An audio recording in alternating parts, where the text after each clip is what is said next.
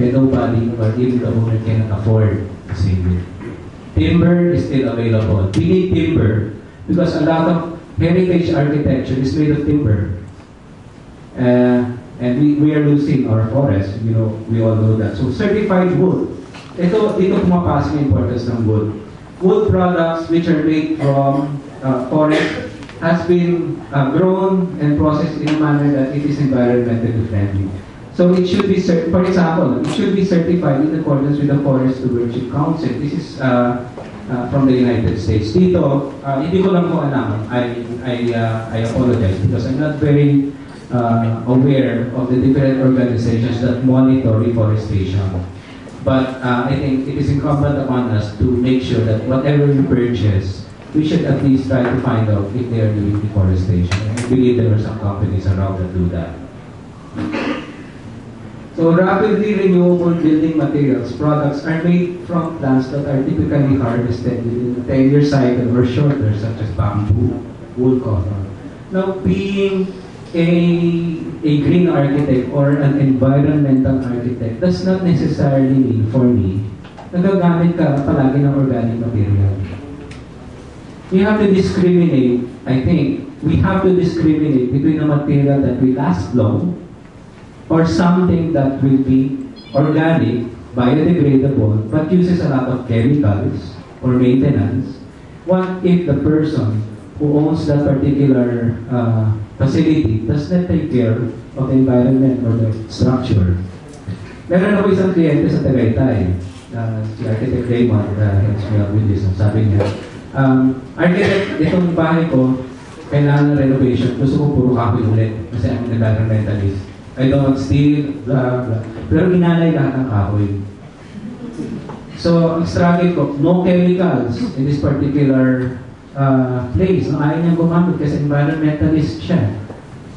O paano gagawin ko? Arkitekto ako, ang isasagot ko. So, I had to be very honest with my client. Ma'am, titingnan ko itong bahay ninyo, no? Ang daming tulong pinutol para lang mabuhay ito.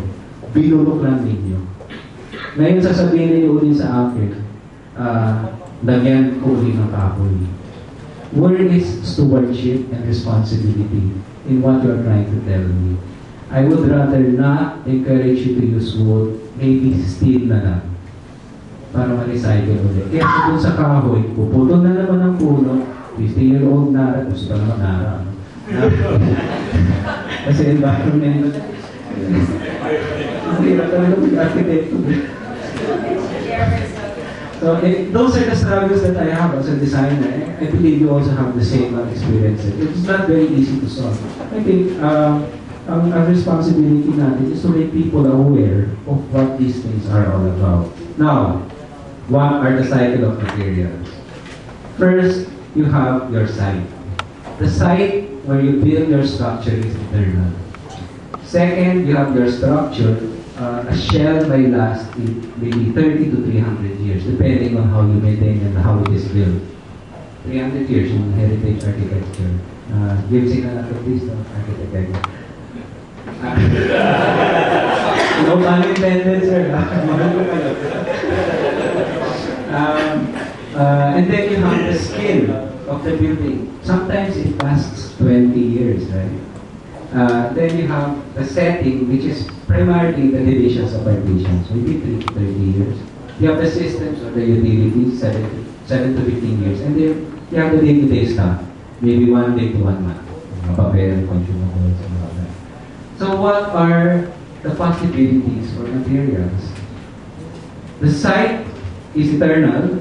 The structure, maybe 1 time recycling, right? The skin, twice. Pwede mong ipain yung skin, pwede mong gawin panambak, pwede mong gawin aggregate sa semento. You have the setting 3 times, pwede mong i-recycle. Ipang bahay na luma, kinukuha yung parts, yung pintuan, yung bitana, may 3 cycle yan. Then you have the systems and utilities. All of these are the materials that I explained earlier, yung mga ores, yung mga minimina, tapos may recycle, pwede 4 times ang recycling yan. And then we have the 8th generation, which is your stuff. Everything that is consumed on a day-to-day basis. So nakita ninyo, from 1st generation to 8th generation, Lahat ito, isa-isahin. So, what are our materials checklist? Sa dami po ng mga references, mahihilo ko talaga. And I think the reason why we're all here is because we want to learn how to buy the right materials. Now, I just want to simplify my life. In the absence of a rating system, how do I choose the right material?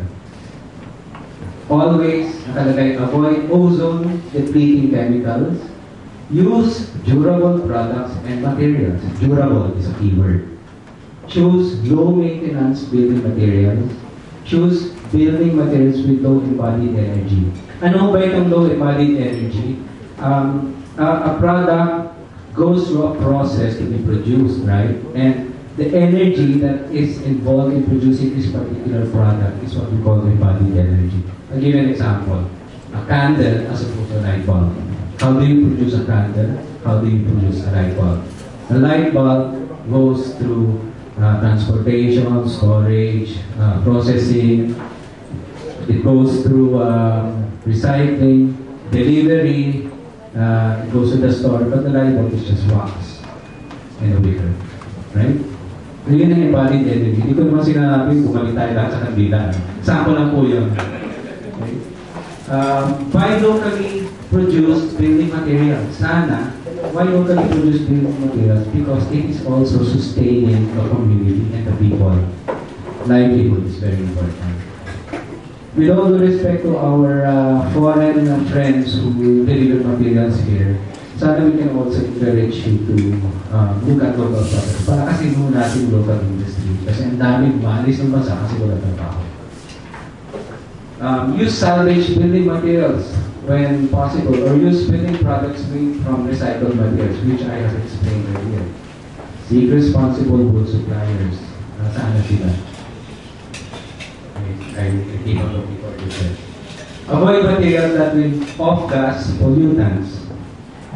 Minimize use of pressure-treated lumber. One, because andyan yung chemicals na ginagamit. Or maybe if it's going to be pressure-treated, it should be materials that are non-toxic. For example, meron akong isang project dati na kailangan ng allied protection sa isang site. It was an orchard. I discovered that there is, what do you call this, yung anti-treatment na by food grade as opposed to the regular chemicals that we use. So this is an example of how we shift to certain chemicals that can be more friendly.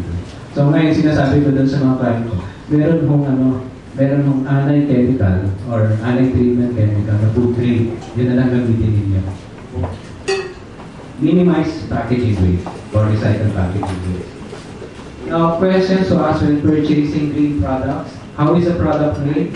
The product should be made using a process that does not pollute or waste natural resources. What is used to make the product? A question that we should ask. It is best for the product to be made of recycled, renewable, or organic materials. But mind you, organic materials have to be protected properly.